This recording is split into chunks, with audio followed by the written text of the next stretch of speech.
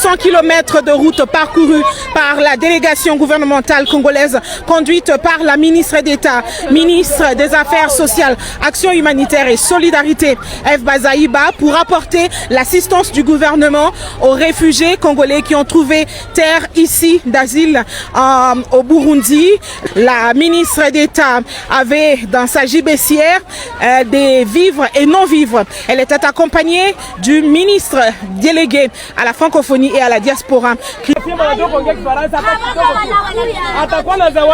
Notre présence ici, c'est non seulement pour exprimer et donner l'expression des remerciements du gouvernement burundais, mais en nous adressant aux compatriotes congolais, au nom du gouvernement de la République, nous sommes venus pour le réconfort moral, et que nos compatriotes sachent que nous ne les avons pas oubliés et que ce qui leur est arrivé nous arrive à nous tous. Nous sommes en train de nous battre nuit et jour pour le retour de la paix. Voilà pourquoi nous sommes engagés dans le processus de Washington, nous sommes engagés dans le processus de Doha pour la paix, que la paix revienne le plus tôt possible. Chaque seconde, chaque minute qui passe, c'est une souffrance de plus. Non seulement pour nous les Congolais, mais c'est aussi pour ceux qui nous ont accueillis ici, mais c'est aussi pour la région et le monde entier. Nous aspirons tous à un développement durable, nous devons bannir ce genre de situations. Le réconfort, mais aussi l'espoir. L'espoir d'un lendemain meilleur. Que nous ne puissions pas arrêter l'espoir. Le fait que nous soyons ici, quoi qu'en difficulté, mais vivants, quand il y a le souffle de vie, il y a toujours l'espoir d'un lendemain meilleur. Nous sommes sur un site d'à peu près 110 hectares avec une capacité d'accueil de 20 000 réfugiés, mais qui malheureusement abrite actuellement plus de 67 000. Nous avons déjà enregistré 127 naissances et 35 décès. L'approvisionnement en eau potable non encore. Les besoins de ces réfugiés sont énormes au point où tout est besoin. Imaginons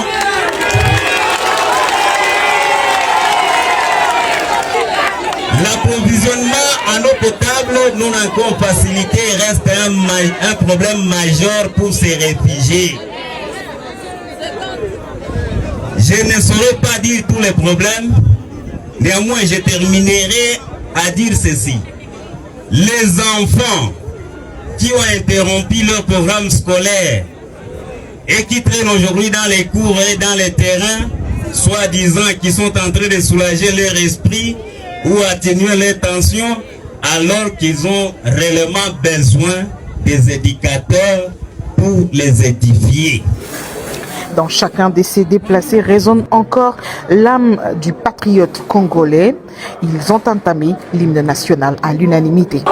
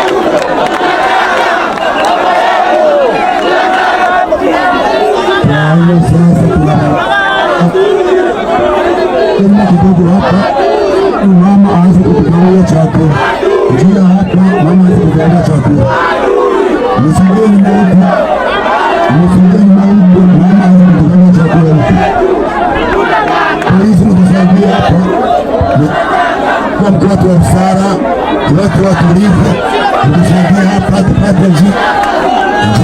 Ndio tunasema mtusaidie chakula, mama rais aanze kutoka chakula hapa, njia hapa.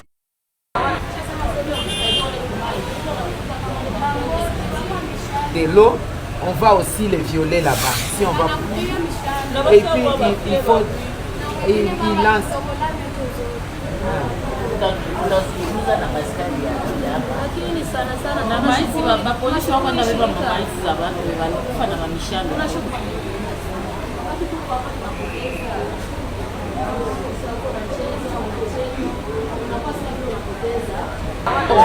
Mama Bazaiba, topesi yo merci na nyonso osaleli biso mpona koya komona biso na ndenge tozosufri na kambi ya barefugie.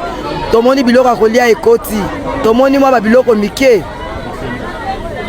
mike ekoti, tomoni babiloko ya kolia mosusu basaki nango batie drapeau ya Congo. Seke elakisi lokola Félix azosala mwa bakambo ya bien, mais abosana biso te esika tozali. En premier, nous remercions beaucoup Maman Eve Bazaiba pour nous faire visiter ici au camp de Ruigi, parce qu'il est venu nous voir et on a trouvé de la nourriture qu'ils nous ont apporté. Vraiment, nous remercions beaucoup pour Maman Eve Bazaiba. Et un message adressé au chef de l'État. Les messages adressés au chef de l'État. Nous voulons que le chef de l'État puisse nous faire une aide humanitaire, s'il vous plaît. Il faut qu'il puisse gérer le camp Ruigi, parce que les réfugiés qui sont ici au Ruigi vivent dans un état critique, s'il vous plaît. Alors nous demandons au chef de l'État de nous faire visiter chaque moment, parce que nous sommes ici, c'est dans quelques instants, mais nous voulons que nous puissions raisonner de notre pays. C'est ça notre inquiétude, s'il vous plaît. Okay.